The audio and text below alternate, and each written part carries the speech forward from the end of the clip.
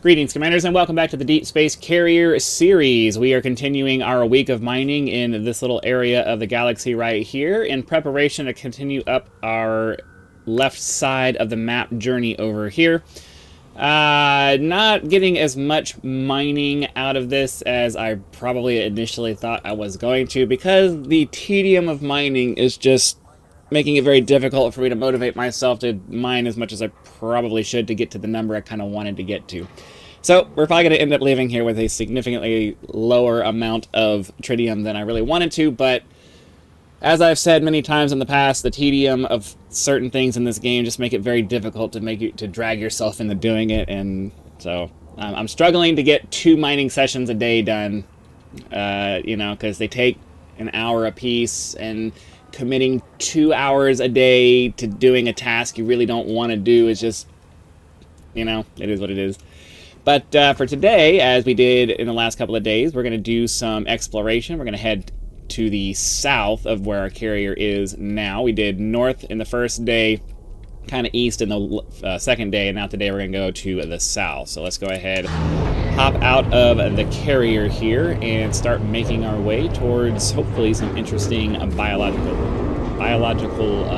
anomalies or signatures or whatever word it is you want to use for that.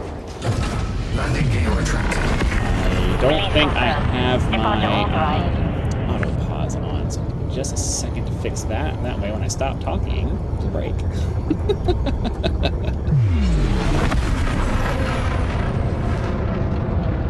And it's not working again. So I'm having this issue where it doesn't seem to work.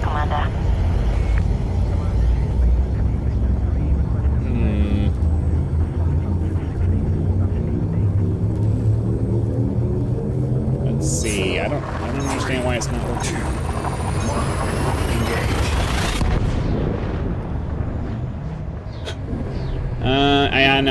I know. I don't know what to tell you. It's really frustrating. Let me try switching scenes and see if that helps. Alright, let's see. We'll go ahead and do our boost into the star here. I don't know if maybe it has an issue if I forget to turn it on before I start recording, if maybe that causes a problem. I don't know what the issue is, but I do know that it is really convenient to have a setup that allows me to just stop talking and then the recording just pauses. Okay, well, we got a rocky body with 2 biological sources on it, and the software seems to work now. I think there might be some kind of a buffer delay. For 2 biological sources on a rocky body, so here's, let me kind of, I guess I can take a second to kind of go over my hierarchy of things when it comes to, what after thousands and thousands and thousands of these scans and looking at different things, I have a hierarchy of what is it that I'm going to go look at. So I guess, obviously, highest on the list is high metal content planets with 2 biological sources, because as I've said myriad times, that's not the proper use of that word. Don't ever use the word that way. First and foremost, myriad, you do not put a myriad. The word myriad is myriad by itself. You never say there are a myriad of, no, there are myriad options, but the word myriad only applies to multiple different things. It's not, you don't use it in the context of quantity. It's not a quantity thing. The only way it kind of sort of works as a quantity thing is when you're talking about its intended use as in the quantity of options available to you. That's what the word myriad means. So I hear too many people talking about a myriad of this or a myriad of that, and it's like, that's not how that word works. But anyways, let's get out of my English. System scan complete. My English obsession. Anyways, I was talking about my hierarchy of planets. Okay. We have seen myriad examples of see, I'm doing it again. I got so screwed up with this is my ADD thing that just like completely sidetracks me from what I'm supposed to focus on. We're talking about hierarchy of planets. There have been a multitude. That's the word I'm looking for. That's the M word I'm looking for. We have seen a multitude of examples of high metal content planets that have 2 biological signatures, the magic number is 2. When you see that, a high metal content planet with 2 biological signatures, 99% of the time, probably 99.9, I think it's approaching 100% of the time, you are going to find Stratum Tectonicus, and if it's a first footfall, that's 90 million credits. So at the very top of my list of planets that I will absolutely go check out every single time I find one, high metal content planets with 2 biological signatures. Then after that, there's a massive drop-off in my interest for going to look at things unless it has a really high biological count on it. Because high metal, or anybody that has 1 biological source, the vast majority of the time is just going to be bacteria. That's not interesting. That's not a lot of money. There's really no reason to go check it out. Most planets, whether it's most icy bodies with 2 biological signatures, is going to be bacteria and fonticula, which are those big massive space mushrooms, which, you know, the space mushrooms can be visually interesting, but the vast majority of the time, see, if I went and scanned this right now, you're gonna see, as a matter of fact, we'll prove it. That right there, I'm telling you right now, is going to be bacteria and fonticula. That's what it's gonna be. I have no doubts. There's not a question in my mind. If it happens to be something else, this is the universe. Screwing with me for my hubris. But I am almost completely, even 3 by. Well, I don't know. On a high metal. Okay, so we'll talk about this one. Well, let's talk about it right now. We got nothing else to do. So on a high metal content planet or a rocky body, when you have between 3, well, especially rocky bodies, right, on a high metal content planet with 3 or 4 biological signatures, what you're mostly going to get is you're going to get a bacteria, because you're always going to have bacteria, and then you're probably going to have 1 or 2 grass species, and then maybe some osseous or the little rocky purple thingies. I forget what they're called. You might find those. On rocky bodies, you'll have a stratum. You might have a stratum, but it's going to be the green poop looking stratum that's not worth a lot of money, and you're going to have a grass species and probably a couple of grass species, or maybe the fungoida or something like that. That's kind of the way that the numbers have borne out for me over the course of many scans. So for me, unless I'm getting like 5 or 6 or 7 when it comes to an icy body or a rocky body, even a high metal content body, if it's 2, I'm always going to check it out. But if it's 3 or 4, I'm kind of like, it's almost certainly just going to be some kind of grass species, and that's not interesting, nor does it make a lot of money. So, I'm not overly interested in going to check those things out. So that's kind of my philosophy on, deciding what I'm going to go scan, because just in my experience, so yeah, let's go scan this icy body, and I'm gonna show you why I don't go and scan bodies, icy bodies, or even rocky bodies that are just 2 biological sources. Because I'm telling you right now, what this is going to have on it, it's going to have bacteria and fonticula. That's what it's going to have. Obviously, there is a small infinitesimal chance that it's going to have something else, but the vast body of knowledge that I have for this tells me it's going to be bacteria and fonticula.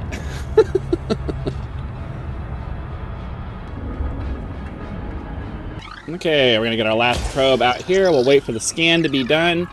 And then here in a second, you're going to see bacteria and fonticula, because it's just what it's going to be. It's just what it's going to be. Bacterium, fonticula. Wow. You see what I'm saying? Like, after doing this enough, you start to recognize the patterns of the way things are in the game, and you start making decisions on what you're going to exclude from the time you invest in this particular activity. Because, when you know that almost every icy body with 2 biological sources is going to have 2 things you're not particularly interested in, you're going to ignore those planets. And when you know that almost every high metal content planet that has 2 biological sources has Stratum Tectonicus, which is like one of the top 3 most valuable scans that you can get, especially if you can get first footfall, you're always going to stop and go scan for that, because you're going to get paid. So, and then when you start to recognize the pattern that 3 or 4 or sometimes even 5 biological signatures on any of the bodies, really, is usually going to result in some kind of, you know, grass, or maybe like the small stocky fungus, the fungoida, or, you know, just some of the less interesting stuff. Because the problem that we have, all right, so this right here, because it's 5, that's an unusual number for me. Between 5 and 7 signatures, that's unusual. And because it's a high metal content planet, we have a chance of it being having stratum as well, in addition to maybe having something a little bit more interesting. So we will go check that out. So it's not that, like, I know a lot of times, because I have a certain way of talking, that I come off as kind of like doom and gloom, and I hate the game and all that stuff. But it's not that I don't hate the game. It's just I know the game enough to know that there are certain activities there are certain things that are just not worth investing your time in, depending on what your goals are. You know, like, I'm not interested in trying to find every single biological source that I can find. I'm interested in trying to find things that are interesting to look at, or pay large sums of money to pay for the carrier. Those are my goals. Those are my 2 goals. That's all I'm interested in. So, you know, if your goal is you have this need to catalog everything that's out there, then okay, that's a reasonable goal if that's what you want. That's not my goal. I'm not interested in that. I'm hoping, you know, what we're out here doing is we're doing the grind. We're doing the long grind to find, like, Recepta, or to find interesting variations of different things. But the problem is that some of the species where you could find interesting variations are the boring species, where the vast majority of the time you're going to find the same thing over and over again, and then maybe every once in a tiny little while you'll find some kind of interesting variation. And this is why I advocate for, you know, updated exploration tools that allow you to parse out or filter out certain kinds of things that you're not interested in. Because if the Discovery Scanner made it so that it told you, oh, there's this, and this in the system, and then you could use, and then once you see something on the list where you're like, ooh, I want to try to see, let me see if I can find a variation of that, then you use the full spectrum system scanner to get, you know, what variations are on the planet. Then you can decide, ooh, I'm going to spend some time, go over there, do a surface scan to locate where those are. Because, so let's see. Oh, well, we got stratum here, so we're definitely going to go down. We'll go down the gravity well, grab ourselves some stratum tectonicus. Did it say? Does it say? Damn it. Does it say? Oh wait. What am I looking for? There's nothing on the bottom, which means this one has. Oops. This one hasn't even been mapped yet, so that means that nobody's landed on it. What was I saying? I lost track of what I was saying. I wanted to see if we're gonna get first footfall. Oh yeah, we're gonna go down and grab the stratum, and then hopefully we'll be able to also get the Alioida. Maybe we'll actually be able to make some space tequila today if it's the right kind.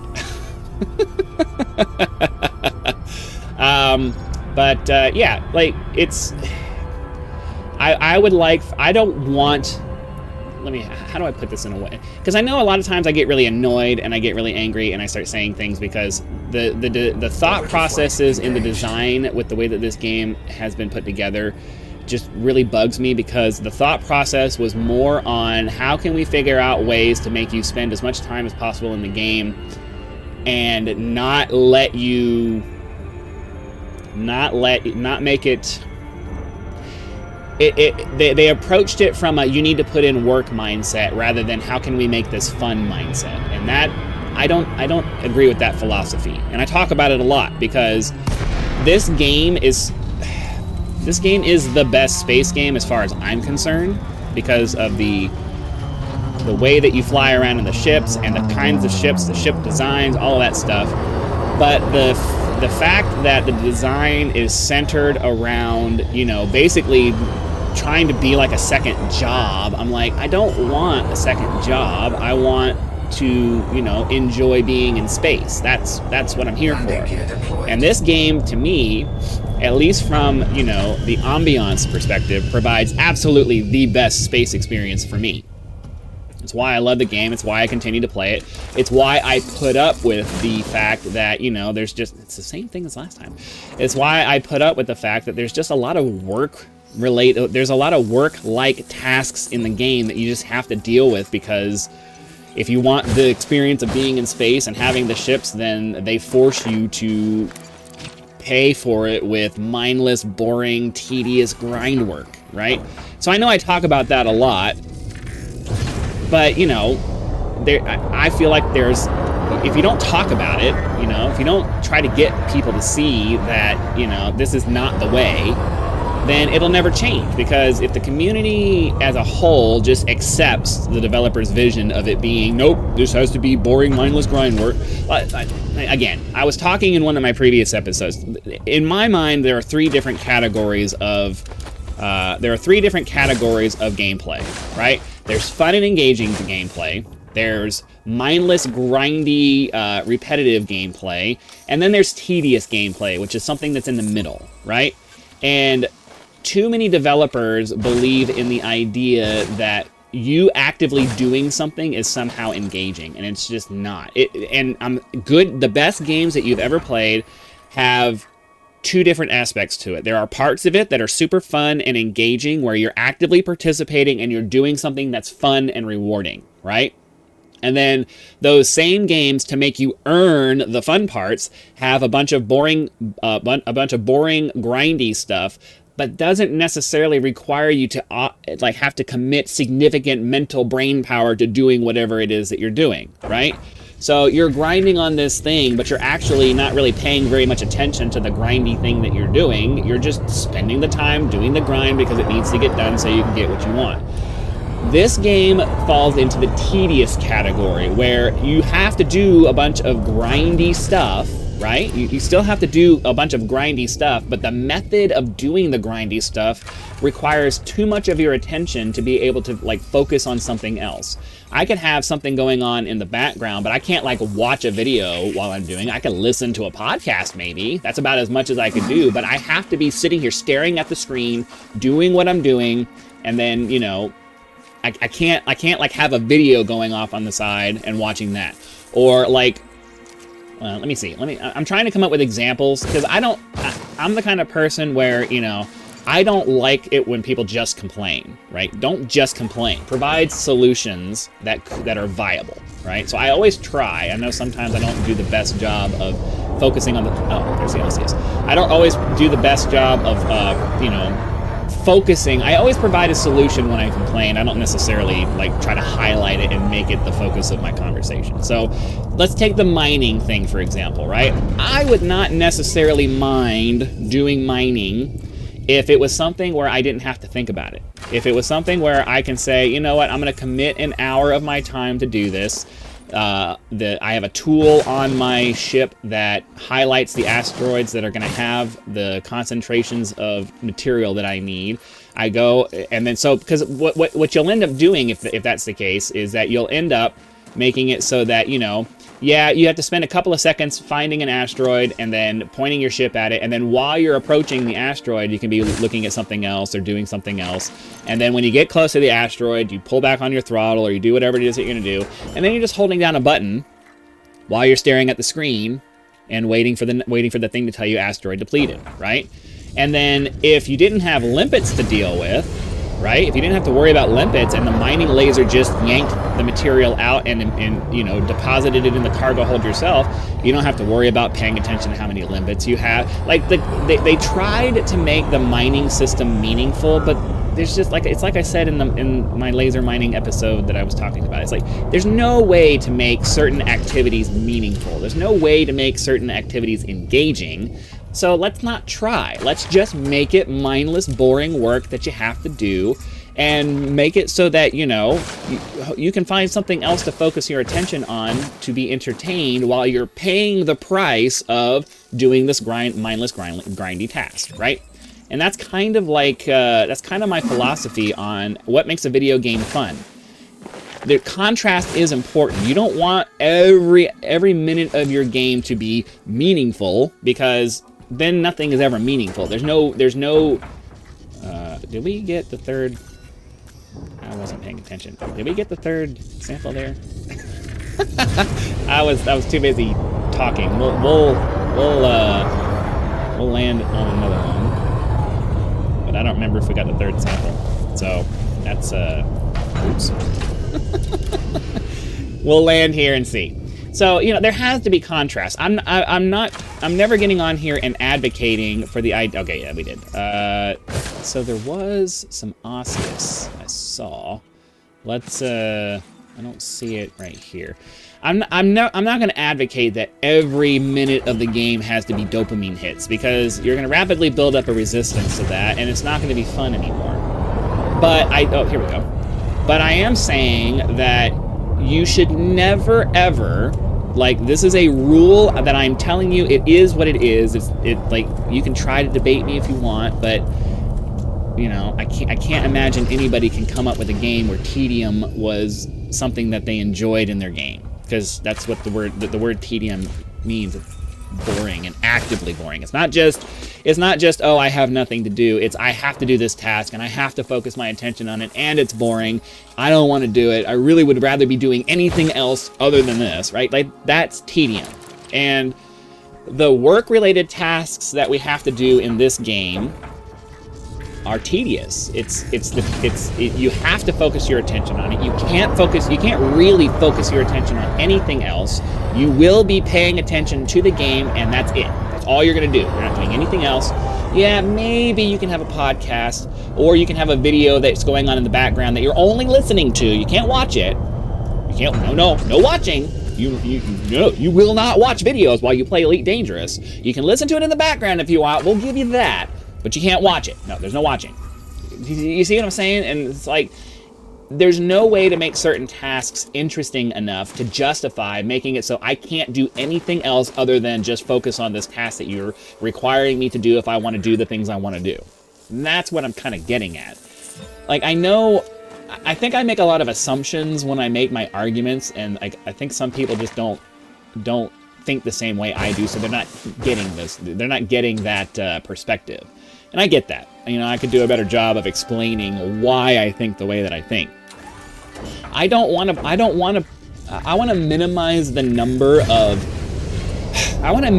the amount of time I have to spend doing work, right? Like, you go to your job, and unless you have like a really cool job, right? And I can understand if you're the kind of person, you got lucky, you got your dream job, and you want to spend all your time doing it. Like, okay, that's great. Most people don't have that. Most people have some kind of BS, crappy job that they just have to do to pay the bills. And, you know, when they're done with their job, they want to go home and relax and be entertained and, you know, have fun. They don't want to come and have a second job at home because they want to play a space game and, you know, I want to have a cool ship, or I want to have, you know, I want to find this cool stuff. I'm fine with being required to invest time into things. I'm not fine with being required to invest, you know, crazy amounts of effort into boring tasks that give me nothing that I want. You know what I'm saying? Like, I don't know. I'm sure there are better ways to say. We're just gonna go back to the carrier now because we're already really far into this episode. I'm sure there are better ways to say what it is that I'm trying to say, but I think you get the point. It's like the best games have the two extremes, right? Lots of high engagement, crazy fun situations where you walk away from it going, oh man, that was awesome, right? And then the necessary, boring, mindless parts that require you to earn those instances of crazy fun are the not tedious, you can focus on something else while you're doing it, activities that you still have to put the time into to earn the cool stuff, but it doesn't require so much engagement from you that you can't be like spending most of your attention on something else, and this is just something you're kind of like mindless, or what's the word, you're doing on autopilot. Either the game is doing it on autopilot for you, which in this game should be the case for a lot of things, or you got it down to such muscle memory that, you know, you don't really have to think about it anymore. You're just doing it. And the problem is that there really is no way, even like what we're doing right now, the jump system in this game, you could never get yourself to a point where you're watching a video and you're just so muscle memory that, you know, you're only having to glance back every couple of seconds. Like, I have to actively think. Like, as soon as I hear the jump here, I can't pay attention to this video anymore. I have to be spending at least half of my attention on, all right, I gotta wait for the jump to finish so that I don't run into the star, right? Like, you see what I'm saying? It's like, there's no way to just not have to make this a main priority of what I'm doing. And I'm just trying to travel. Like, when I went back to the bubble and I had like, 220 jumps to get done. It's such a tedious process to do that, because instead of just like the long jump module that I've been talking about, where I would like to have it so that, you could jump to a star that is within the fuel reach of, like, you see how much fuel we're going to use on the next jump, right? Now, let's say we had a let's say we had a frame shift drive that was able to just basically max out that bar, travel the distance that this particular distance would cover. So what we could probably get 1, 2, 3, 4, maybe 6 or 7 jumps out of this. Let's say we could do six jumps worth of range in one jump. They put a timer on it and hold you in this loading screen for X number of minutes, the time it would take you to manually do that. So it still takes you the same amount of time to get where you're going, but instead of having to do this process and repetitively having to jump in the fuel scoop, wait for the frame shift drive to recharge, and then start charging it again, and then move on to the next system, like, I would rather, like, if I know I'm going to a place and I'm going to I'm going to a place and that's where I'm going, I'm not changing my mind, I would rather just sit in the loading screen for 2 or 3 minutes, right? Drop into the system, spend a minute or two filling up my fuel scoop or filling up my fuel tank, and then doing that again. Like, I would much rather, because if I'm just sitting in this screen and there's a timer that says we'll be dropping out in X number, and I can get up, go make myself a sandwich. I can be watching a video and waiting for the timer to run. I could be doing any number of things other than having to just sit here and manually fly my ship. Oh, I guess we're here. Sit here and just manually fly my ship for something that, I have this highly advanced spaceship. Why am I having to manually fly all the time? You see what I'm saying? Like, that's why my thought process is what it is, because I don't understand the philosophy that says that, tedium is okay. I don't get it. I don't understand it. It makes no sense to me. And I know I get off on my rants and I get away from explaining, my solutions to things, but, that's a solution to the travel problem. Like, you don't even really have to significantly change the game and the mechanics of the game to implement something like that. All you have to do is say, okay, well, we're gonna add some programming to the game that says that you can now select destinations that are within the fuel range of your ship, and now when you activate your FSD, we hold you in the loading screen for whatever the calculation is to make sure that it takes the proper amount of time to get where you're going. And then once that timer expires, you load into the system that you would normally load into anyways, doing it this way. That would actually do now that I think about it, that would actually do a couple of things, because it would make it so that you have less loading. You have fewer players loading at any one time, because if they're traveling a far distance, right, they're not having to load 3, 4, 5 systems along the way. They're just having to load the one system that they targeted, right?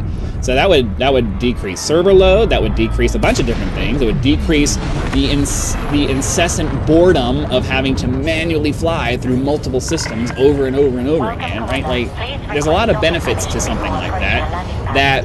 Those of you who have decided that, no, the game is perfect as it is and we don't want you changing it, no, there's got to be a little bit of openness to, letting different ideas float out there and trying new things.